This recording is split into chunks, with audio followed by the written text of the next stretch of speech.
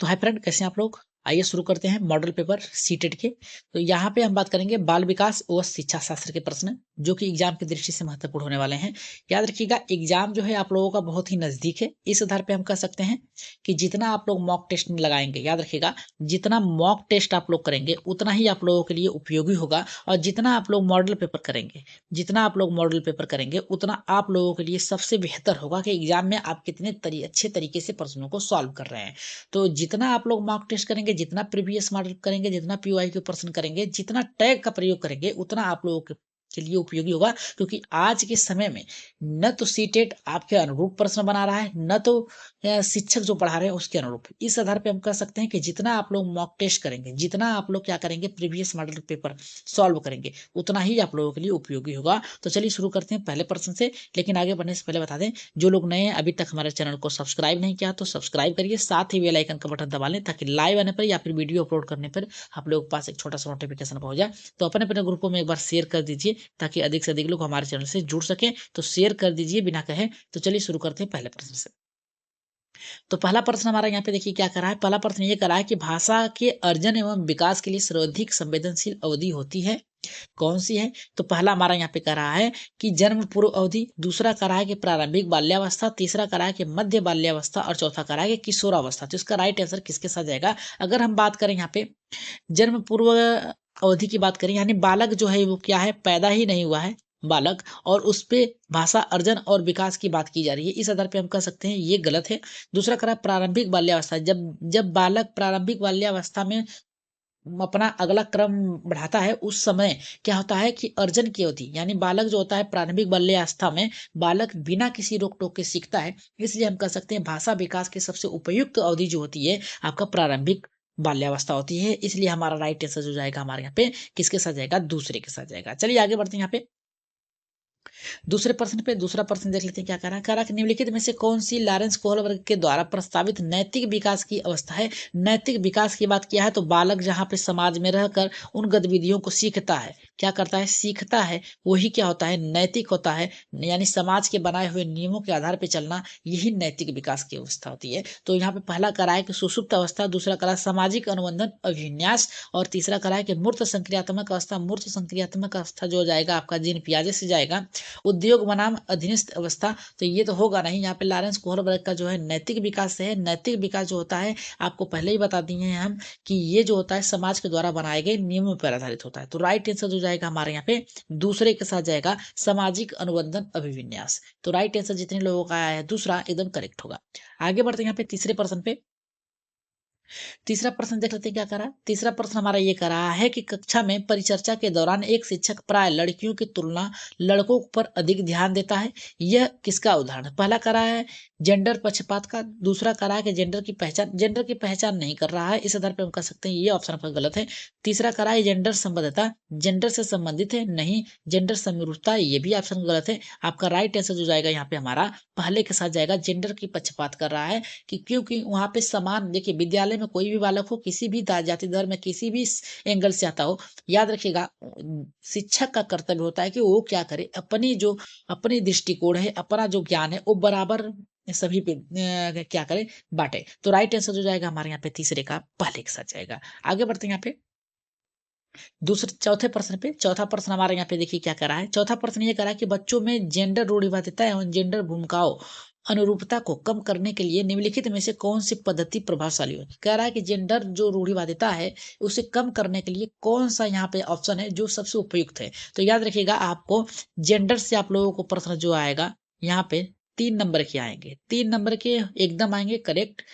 3 number यहाँ पे junior या प्राइमरी में आ सकते हैं, दोनों प्राइमरी जूनियर को मिला कर हम कह सकते हैं कि 5 नंबर की आप लोगों को हूबहू देखने को मिलेंगे जेंडर रूढ़िवादिता से। तो यहाँ पे राइट आंसर किसके साथ जाएगा, चलिए देखते हैं। कम करने की बात कर रहा है तो प्रभावी है। यहाँ पे कह रहा है जेंडर पक्षपात के बारे में परिचर्चा। परिचर्चा का मतलब होता है सबको सम्मिलित करना और उस पर क्या करना, एक विचार करना। तो यही ऑप्शन आपका क्या होगा, सही होगा। दूसरा करा यहाँ पे जेंडर विशिष्ट भूमिकाओं को महत्व देना। देखिए महत्व तो नहीं देना, यहाँ पे पहचान करने की, उसे कम करने की बात किया जा रहा है, इस आधार पे हम कह सकते हैं ये गलत है। तीसरा करा है जेंडर पृथक, यानी देखिए पृथक की बात किया है, तो यहाँ पे खेलने की बात किया है, तो ये भी ऑप्शन गलत है। जेंडर पृथक बैठाने की व्यवस्था करें, यहाँ पर भी बांटने की बात कर रहा है, लड़कियों को अलग बैठाने की बात कर रहा है, लड़कों को अलग। तो यहाँ पे राइट आंसर जो जाएगा हमारे यहाँ पे किसके साथ जाएगा, पहले के साथ जाएगा। क्योंकि जेंडर पक्षपात के बारे में क्यों आगे हो रहा है, समाज में क्या गलतियां हैं, क्या बुराइयां हैं, क्या कुरीतियां हैं, उसे दूर करने के लिए परिचर्चा करें। तो राइट आंसर जो जाएगा हमारे यहाँ पे किसके साथ जाएगा, चौथे का पहले के साथ जाएगा। आगे बढ़ते हैं यहाँ पे पांचवें प्रश्न पे। पांचवा प्रश्न देखते हैं क्या कर रहा है। करा निम्नलिखित में से किस मनोवैज्ञानिक ने बच्चों को ज्ञान के सक्रिय जिज्ञासु के रूप में देखते हुए उनके चिंतन व सामाजिक सांस्कृतिक विषयों वस्तुओं को प्रभाव के महत्व में दिया है। तो पहला करा है कि जॉन डेवी वाटसन ने, दूसरा हमारा करा है ले वाइगोस्की ने, तीसरा करा है कि जीन पियाजे ने, और चौथा करा है कि लॉरेंस कोहलबर्ग ने। तो पांचवें का राइट आंसर किसके साथ जाएगा, जल्दी से देखिए। वाइगोस्की सामाजिक सांस्कृतिक से जाने जाते हैं, इस आधार पर हम कह सकते हैं कि राइट आंसर जो जाएगा हमारे यहाँ पे लॉरेंस कोहलबर्ग। ठीक है, आगे बढ़ते हैं यहाँ पे छठे प्रश्न पे। कुछ ऐसे प्रश्न हैं जो आपको देखकर ही सॉल्व कर देना हो, याद रखिएगा। वहां पर आप लोगों को देखकर प्रश्न जो आ रहे हैं तुरंत टिक करिएगा। पहले एक नजर डाल लीजिएगा, फिर इसके बाद अपने प्रश्नों पे जो सबसे मजबूत हो उस पे आप लोग क्या करेंगे, सबसे पहले वहां पे पेपर में सॉल्व करने का प्रयास करेंगे। इसके बाद अगले क्रम में आगे बढ़ेंगे। तो छठा देखिए हमारा क्या करा है। करा कि जिंग सा पहली को करते समय 5 वर्ष की नजिया स्वयं से कहती है कि नीला टुकड़ा कहाँ है, कहाँ है, नहीं यह वाला नहीं, गाढ़े रंग वाला वाला जिससे ये जूता बना पूरा बन जाए।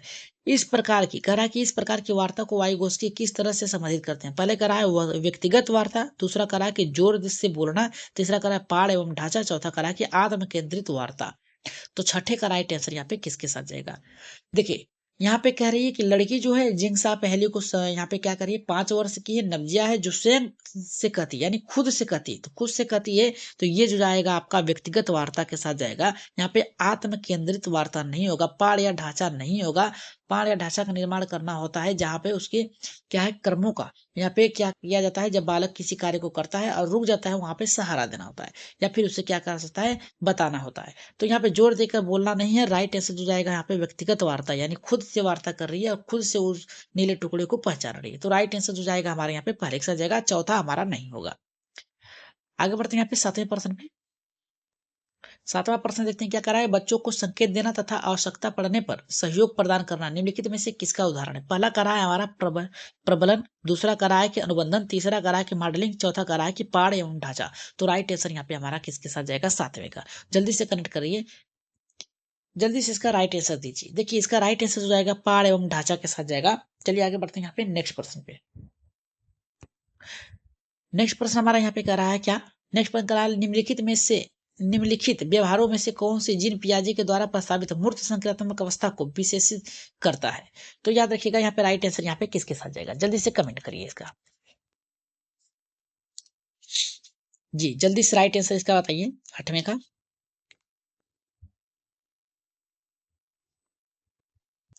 तो इसका राइट आंसर जो जाएगा यहाँ पे आठवें का हमारा दूसरे के साथ जाएगा, यहाँ पे संरक्षण कक्षा समावेशन।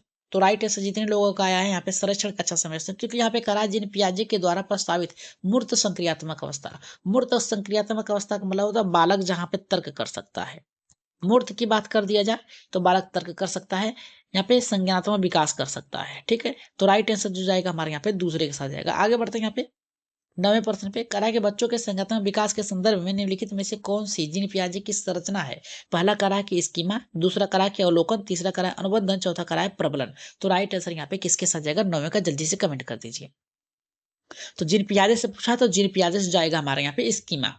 ठीक है, आगे बढ़ते हैं यहाँ पे 10वें प्रश्न पे। 10वां प्रश्न देखते हैं क्या करा है। 10वां करा कि आकलन का प्राथमिक उद्देश्य क्या होना चाहिए। तो पहला हमारा करा है विद्यार्थियों के लिए श्रेणी निश्चित करना। श्रेणी निश्चित करने की बात कर रहा है, तो यहाँ पे देखिए बांटने की बात कर रहा है। तो ये आपका गलत है। कुछ कुछ आपको नेगेटिव पॉजिटिव वर्ड का भी प्रयोग करना पड़ेगा ताकि आप अच्छे से सीख सकें। दूसरा हमारा करा है कि संबंधित अवधारणाओं के बारे में बच्चों को अस्पष्टता एवं भ्रांतियों को समझना। सही बात है कि बच्चे क्या गलत क्या कर रहे हैं, क्या सीखना चाहते हैं, उस आधार पर सिखाएं। राइट आंसर जो जाएगा हमारे यहाँ पे दूसरे के साथ जाएगा। तीसरा करा है विद्यार्थियों के प्राप्तांकों के आधार पर उनको नामांकित करना। यहाँ पे भी बांटने की बात कर रहा है। रिपोर्ट कार्ड में उत्तीर्ण अनुत्तीर्ण यहाँ पर भी बांटने की बात कर रहा है। राइट आंसर जो जाएगा हमारे यहाँ पे पॉजिटिव है जो यहाँ पे दूसरा। अंडरस्टैंडिंग चाइल्ड एवं क्लियरिटी एंड कंफ्यूजन जो उनकी है उसे दूर करना चाहिए। आगे बढ़ते हैं यहाँ पे 11वें प्रश्न पे। 11वां देख लेते हैं क्या करा है। देखिए 11वां हमारा ये करा है कि निम्नलिखित कथनों में से कौन सा बुद्धि के बारे में सही है। तो पहला हमारा करा है कि बुद्धि एक निश्चित योग्यता है जो जन्म के समय निर्धारित होती है। दूसरा करा बुद्धि को मानवकृत परीक्षणों के प्रयोग से सटीक रूप से मापा एवं निर्धारित किया जा सकता है। तीसरा करा है बुद्धि एवं एकात्मक कारक तथा एक एकांकिक विशेषण है। और चौथा करा है कि बुद्धि बहुआयामी है तथा जटिल योग्यताओं का एक समूह है। तो राइट आंसर यहाँ पे 11वें का किसके साथ जाएगा? तो 11वें का जो राइट आंसर जाएगा हमारे यहाँ पे किसके साथ जाएगा? चौथे के साथ जाएगा। राइट आंसर जितने लोगों का चौथा आया है एकदम करेक्ट है। बुद्धि बहुआयामी है, बहुत से तरीकों की बुद्धि होती है। किसी की यहाँ पे मूर्तिकार होता है, कोई क्या होता है समाज यहाँ पे जो होता है गीतकार होता है, कोई संगीतकार होता है, कोई कवि होता है। इस आधार पर हम कह सकते हैं बुद्धि जो होती है बहुत प्रकार की होती है। राइट आंसर जो जाएगा यहाँ पे चौथे के साथ जाएगा। आगे बढ़ते हैं 12वें प्रश्न पे। रूही हमेशा समस्या के एकाधिक यहाँ पे करा है समाधानों के बारे में सोचती है। इनमें से काफी समाधान मौलिक होते हैं। रूही किन गुणों का प्रदर्शित करती है? तो पहला हमारा कर रहा है यहाँ पे सृजनात्मकता विचार की। दूसरा हमारा कर रहा है कि अभिसारिक एक विचार की। चौथा कार तीसरा करा है कि अमन्य विचार की। चौथा करा है आत्म केंद्रित विचार की। तो 12 का राइट आंसर यहाँ पे किसके साथ जाएगा? देखिए यहाँ पे कह रहा है रूही समस्या का समाधान करिए, समस्या का समाधान करिए, इसलिए सृजनात्मक विचार की बात किया जाएगा। राइट आंसर जो जाएगा हमारे यहाँ पे पहले के साथ जाएगा। आगे बढ़ते हैं यहाँ पे 13वें प्रश्न पे। 13वां प्रश्न देखते हैं क्या करा है। तो 13वां प्रश्न ये करा है कि शिक्षण अधिगम प्रक्रिया में वंचित समूह से संबंधित विद्यार्थियों के बारे में के द्वारा सहभागिता कम होने की स्थिति में एक शिक्षक को क्या करना चाहिए? मतलब कह रहा है कि शिक्षण अधिगम की प्रक्रिया चल रही है, उससे वंचित समूह से संबंधित मतलब कोई शिक्षा प्रक्रिया चली है, बालक उसमें उस शिक्षण प्रक्रिया से छूट गया है और बाद में आता है, तो उस विद्यार्थी के द्वारा सहभागिता कम होने की स्थिति में मतलब उसके साथ कनेक्टिविटी मतलब क्या है लर्निंग प्रोसेस को यहाँ पे अधिक स्थिति मजबूत करने के लिए क्या करना चाहिए? तो पहला हमारा यहाँ पे करा है कि बच्चों को विद्यालय छोड़ने के लिए कहना चाहिए, नहीं, ये ऑप्शन आपका गलत है। यहाँ पे दूसरा करा है इस स्थिति में इस स्थिति को जैसे है स्वीकार कर लेना चाहिए। देखिए इस स्थिति को स्वीकार नहीं करना चाहिए, याद रखिएगा, उससे निपटने की बात किया जाना चाहिए, ये भी आपका गलत है। इन विद्यार्थियों से अपनी अपेक्षाओं को कम करना चाहिए, नहीं, ये भी गलत है कि बालक आपके अनुरूप नहीं कार्य कर सकते हैं, आपसे बेहतर भी कर सकते हैं। चौथा इस आधार पे हमारा सही होगा क्योंकि 3 ऑप्शन गलत है, चौथा हमारा सही होगा क्योंकि अपनी शिक्षण पद्धति पर विचार करना चाहिए तथा बच्चों को सहभागिता में सुधार करने के लिए नए तरीके ढूंढना चाहिए, सही किस प्रकार से वो सीख सके। तो राइट आंसर जो जाएगा हमारे यहाँ पे किसके साथ जाएगा? चौथे के साथ जाएगा। आगे बढ़ते हैं यहाँ पे 14वें प्रश्न पे। तो 14 का प्रश्न देखिए क्या कर रहा है कि एक समावेशी कक्षा में मतलब कह रहा है कि एक समावेशी कक्षा है, एक शिक्षक को विशिष्ट शैक्षिक यहाँ पे योजनाओं को क्या करना चाहिए? पहला करा है तैयार नहीं करना चाहिए, दूसरा करा है कभी तैयार नहीं करना चाहिए, तीसरा करा है सक्रिय रूप से तैयार करना चाहिए और चौथा करा है तैयार करने के लिए हतोत्साहित होना चाहिए। देखिए यहाँ पे याद रखिएगा, यहाँ पे टैग वर्ड का प्रयोग भी करना चाहिए आपको। हतोत्साहित का मतलब होता है रोकना, रोकने की बात कर रहा है, ठीक है। तो इस आधार पे हम कह सकते हैं ये गलत है। सक्रिय रूप से तैयार, सक्रिय रूप से हमेशा तैयार रहना चाहिए ताकि बालक अच्छे से सीख सके। कभी कभी तैयार करना चाहिए, गलत, हमेशा करना चाहिए, तैयार नहीं करना चाहिए, ये भी गलत है। इस आधार पे हम कह सकते हैं कि राइट आंसर जाएगा तीसरे के साथ जाएगा। आगे बढ़ते हैं 15वें प्रश्न पे। 15वां प्रश्न देख लेते हैं क्या करा है। पठन वैकल्प बच्चों के प्राथमिक लक्षण क्या होते हैं? मतलब पढ़ने से जो संबंधित बालक है उससे प्राथमिक लक्षण क्या होना चाहिए? तो पहला यहाँ पे करा है कि न्यून अवधान विकार। देखिए न्यून अवधान विकार की बात कर रहा है, इस ये देखिए न्यून नहीं कम नहीं होगा, ये गलत है। दूसरा कह रहा है अब सारी चिंतन पढ़ने में यहाँ पे धारा प्रवाह की बात करना। अब सारी चिंतन की बात कर रहा है तो याद रखिएगा एक ही उत्तर आना चाहिए, ये गलत है। अभिसारी प्रश्न होने चाहिए जिसमें बालक अनेक प्रकार के उत्तर दे सके और प्राथमिक स्तर पे खास करके 1 से 5 तक के बालकों में अभिसारी चिंतन का प्रयोग करना चाहिए। अपसारी का नहीं, अभिसारी का। अपसारी का मतलब होता है आप एक प्रश्न देंगे उसका उत्तर एक ही होगा, 4 प्रश्न पूछेंगे उसका भी उत्तर एक होगा। लेकिन अभिसारी का मतलब होता है, याद रखिएगा, अभिसारी का मतलब होता है फैलाव। यहाँ पे आप कितना भी प्रश्न पूछें आपके उत्तर जो होंगे अनेक अनेक प्रकार से आने चाहिए, यानी आपके तर्कात्मक होने चाहिए। इस आधार पे हम कह सकते हैं धारा प्रभाव पढ़ने की अक्षमता से संबंधित है। राइट आंसर जो जाएगा हमारे यहाँ पे तीसरे के साथ जाएगा। एक ही गतिविधि के बार बार दोहराने की बात नहीं हो रही है। राइट आंसर जो जाएगा हमारे यहाँ पे तीसरे के साथ जाएगा। आगे बढ़ते हैं 16वें प्रश्न पे। करा के शिक्षा का अधिकार अधिनियम 2009 में उल्लेख है कि समावेशी शिक्षा की अवधारणा निम्नलिखित में से किस पर आधारित है? तो पहला हमारा कह रहा है कि व्यवहारवादी सिद्धांत पर, दूसरा हमारा कह रहा है कि अशक्त बच्चों के प्रति एक सहानुभूति अभिवृत्ति की, तीसरा कह रहा है कि अधिकार आधारित मानवता वादी परिप्रेक्ष्य की, मुख्यतः व्यवसायिक शिक्षा उपलब्ध करा के अशक्त बच्चों को मुख्य धारा में जोड़ना, तो राइट आंसर यहाँ पे क्या होगा? जल्दी से कमेंट करिए 16वें का राइट आंसर। तो यहाँ पे देखिए राइट आंसर जो जाएगा अधिकार आधारितवादी मानववादी परिप्रेक्षा। तो राइट आंसर जो जाएगा हमारे यहाँ पे तीसरे के साथ जाएगा। आगे बढ़ते हैं यहाँ पे 16वें 17वें प्रश्न पे। 17 का प्रश्न देख लेते हैं, क्या कह रहा है? संरचनावादी ढांचे में अधिगम प्राथमिक रूप से है। पहला कह रहा है कि यंत्रवत याद करने पे, याद करने की बात कर रहा है, इस आधार पे हम कह सकते हैं ये गलत है। याद नहीं करना है, उन्हें समझाना है। प्रबलन पर केंद्रित नहीं, देखिए शिक्षक केंद्रित नहीं होना चाहिए, ये गलत है। अनुबंधन द्वारा अर्जित नहीं, ये भी नहीं होगा। राइट अवधोन की प्रक्रिया को केंद्रित करना, तो 17 का जो राइट आंसर जाएगा चौथे के साथ जाएगा। जो मतलब बालक भूल गया है उसे किस प्रकार से सिखाया जाए? अवबोधन, अवबोधन का मतलब होता है बालक को किस प्रकार से आप सिखा रहे हैं। आगे बढ़ रहे हैं 18वें प्रश्न पे। 18 का करा के अनेक घटनाओं के बारे में बच्चों के द्वारा बनाए गए सहजानुभूति सिद्धांतों के संदर्भ में एक शिक्षक को क्या करना चाहिए? पहला करा के बच्चों की इन सिद्धांतों को अनदेखा करना चाहिए, गलत। याद रखिएगा कभी नहीं करना चाहिए, सिखाना चाहिए। तो दूसरा हमारा करा बच्चों को दंडित करना चाहिए, नहीं आप दंडित नहीं कर सकते, इस आधार पर ये भी गलत है। तीसरा करा बार बार याद करने के लिए एक सही सिद्धांत, देखिए याद नहीं कराना है आपको, यहाँ पे याद रखिएगा सिखाना है बालक को, तो इस आधार पे ये भी गलत है। तो आपका बच्चा जो हमारा यहाँ पे राइट आंसर हो जाएगा यहाँ पे चौथे का जाएगा। प्रतिकूल प्रमाण एवं उदाहरणों को प्रस्तुत करते हुए बच्चों के सिद्धांतों को चुनौती देना चाहिए, ताकि बालक उसको किस प्रकार से कर रहा है, इसलिए राइट आंसर जाएगा हमारे यहाँ पे चुनौती देना। एक निगेटिव वर्ड नहीं, यहाँ पे पॉजिटिव है। ठीक है, आगे बढ़ते हैं यहाँ पे 19वें प्रश्न पे। 19 का प्रश्न करा है छात्र केंद्रित शिक्षा शास्त्र की क्या विशेषता है? तो पहला करा है कि केवल, देखिए केवल शब्द मात्र जहां पे आए ये शब्द आपका क्या है? गलत है। बच्चों के अनुभवों को प्रमुखता देना, यही आपका राइट आंसर जाएगा। यंत्रवत याद करने की नहीं, हमने आपको बताया है याद करना आपको निगेटिव वर्ड है।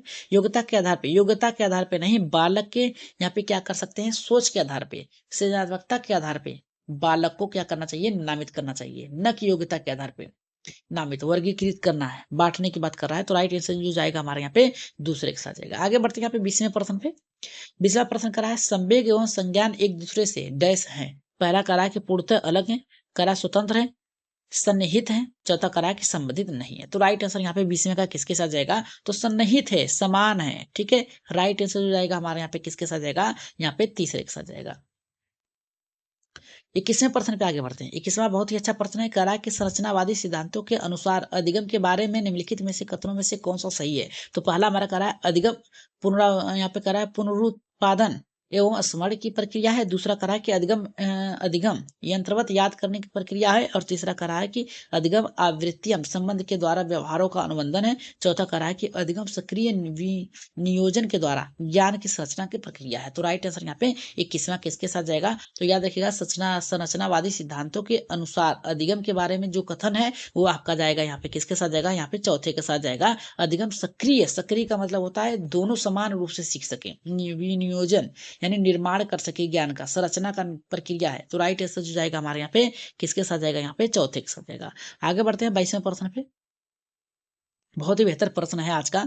करा विद्यार्थियों को स्पष्ट उदाहरण एवं गैर उदाहरण देने की क्या परिणाम है? तो पहला हमारा देखिए क्या कर रहा है कि अवधारणात्मक परिवर्तनों को प्रोत्साहित करने के लिए एक प्रभावी तरीका है। प्रभावी तरीका की बात कर रहा है, तो राइट आंसर यहाँ पे किसके साथ जाएगा? पहले के ही साथ जाएगा। दूसरा देख लेते हैं, यह सिद्धांत के दिमाग में भ्रांतियां नहीं है, गलत है। यह अवधारणाओं को समझ के अभाव को पैदा करता है, गलत है। यह अवधारणात्मक समझ के बजाय कार्यात्मक नहीं होना चाहिए। यहाँ पे किसके साथ जाएगा? पहले के साथ जाएगा। परिवर्तनों को प्रोत्साहित करने की बात कर रहा है, ठीक है, प्रभावशाली की बात कर रहा है। तो राइट आंसर यहाँ पे जाएगा पहले के साथ जाएगा। आगे बढ़ते हैं यहाँ पे 23वें प्रश्न पे। 23वां प्रश्न देखते हैं क्या कह रहा है हमारा। 23वां प्रश्न ये कह रहा है बच्चों को अधिगम गतिविधियों में भागीदारी करने के लिए लगातार पुरस्कार देना व दंड का प्रयोग करने से क्या प्रभाव पड़ता है? तो पहला कह रहा है कि बाहरी अभिप्रेरणा कम होती है, यानी जो बाहर से वो सीखते हैं उनके आत्मबल की भूख कम होती है, नहीं ये गलत है। दूसरा कह रहा है आंतरिक अभिप्रेरणा बढ़ती है, नहीं ये भी गलत है। अगर दंड देंगे तो बालक उब जाएगा। तीसरा कह रहा है कि यह बच्चों को प्रदर्शन आधारित लक्ष्यों के बजाय निपुणता पर ध्यान देने के लिए प्रोत्साहित करता है। और चौथा कह रहा है अधिगम में बच्चों की यहाँ पे कह रहा है कि स्वाभाविक अभिरुचि तथा जिज्ञासा कम करती है, एकदम सही है। दंड देंगे तो अभिरुचि और उनकी जो सीखने की जो उनकी लालसा है वो कम हो जाएगी, जिज्ञासा जो है कम हो जाएगी। राइट आंसर जो जाएगा यहाँ पे किसके साथ जाएगा? चौथे के साथ जाएगा। तीसरा करा ये बच्चों को प्रदर्शन लक्ष्यों को निपुणता में ध्यान देने के लिए नहीं, देखिए जब दंड देंगे आप याद रखिएगा निगेटिव पूछा है तो निगेटिव ही खोजना है आपको। तो राइट आंसर यहाँ पे जाएगा हमारा यहाँ पे चौथे के साथ जाएगा। 24वां का प्रश्न देख लेते हैं क्या कह रहा है। 24वां बहुत ही बेहतर है। कह रहा है कि निम्नलिखित में से कौन सी प्रथाएं सार्थक अधिगम को बढ़ावा देती है। पहला कह रहा है कि शारीरिक दंड देना। देखिए शारीरिक दंड की बात किया है, ठीक है, तो शारीरिक दंड देना ये क्या है, प्राथमिक सार्थक अधिगम को बढ़ावा नहीं देता है। सहयोगात्मक अधिगम, पर्यावरण पर्यावरण ये भी आपका सही है, इस आधार पर हम कह सकते हैं दूसरा सही है। करा है सतत एवं व्यापक मूल्यांकन। सतत एवं व्यापक मूल्यांकन होना चाहिए। पढ़ाने के समय ही कुछ बालों को यहाँ पे उससे प्रश्न पूछना चाहिए और बाद में उसका मूल्यांकन करना चाहिए। निरंतर तुलनात्मक, तुलनात्मक नहीं करना, यह गलत है। तो देख लेते हैं कहाँ पे हमारा दूसरा और तीसरा सही है। राइट आंसर जाएगा हमारा यहाँ पे किसके साथ जाएगा, यहाँ पे दूसरे के साथ जाएगा। आगे बढ़ते हैं यहाँ पे 25वें प्रश्न पे।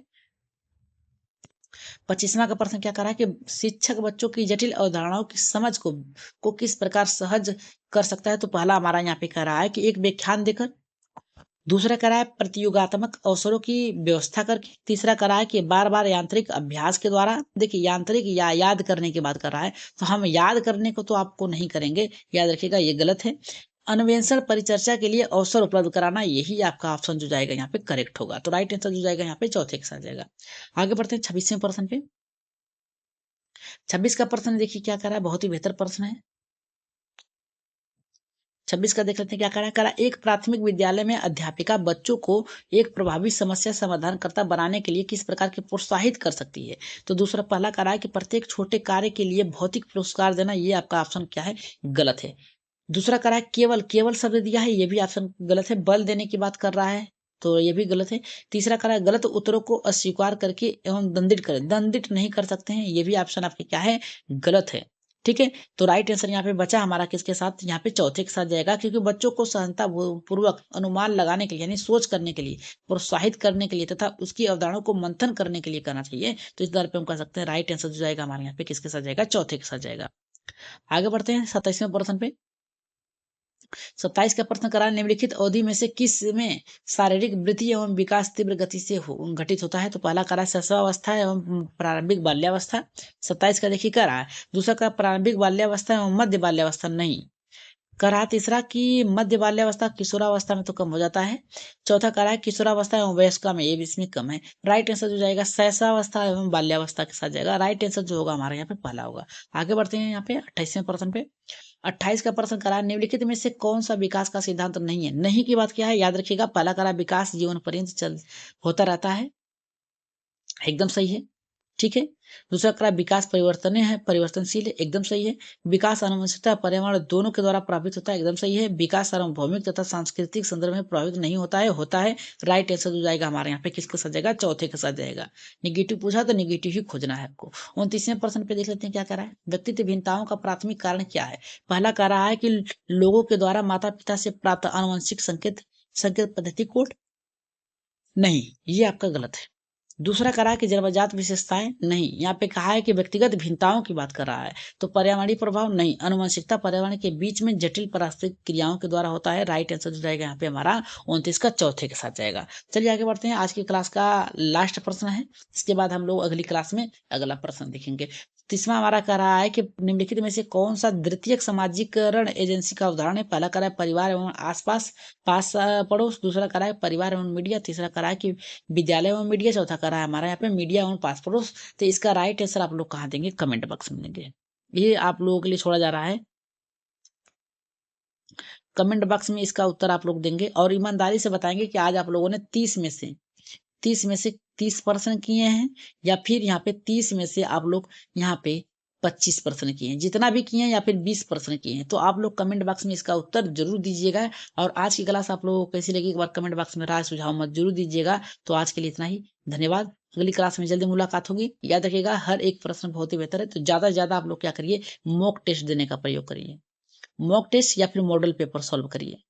जितना अपने से सॉल्व करेंगे उतना आप लोगों के लिए उपयोगी होगा। दूसरे के भरोसे मत बैठिए, खुद से सॉल्व करिए, ठीक है। तो राइट आंसर आप लोग कमेंट बॉक्स में 30वें का दे दीजिएगा। और क्लास कैसी लगी कमेंट बॉक्स में राय सुझाव मत जरूर दीजिएगा। तो सब्सक्राइब कर लीजिएगा, जाते जाते सभी लोग सब्सक्राइब कर लीजिएगा, मनोबल हमारा बढ़ा रहेगा। और शेयर जरूर कर दीजिएगा अपने अपने ग्रुपों में, ठीक, शेयर कर दीजिए। तो आज के लिए इतना ही, धन्यवाद।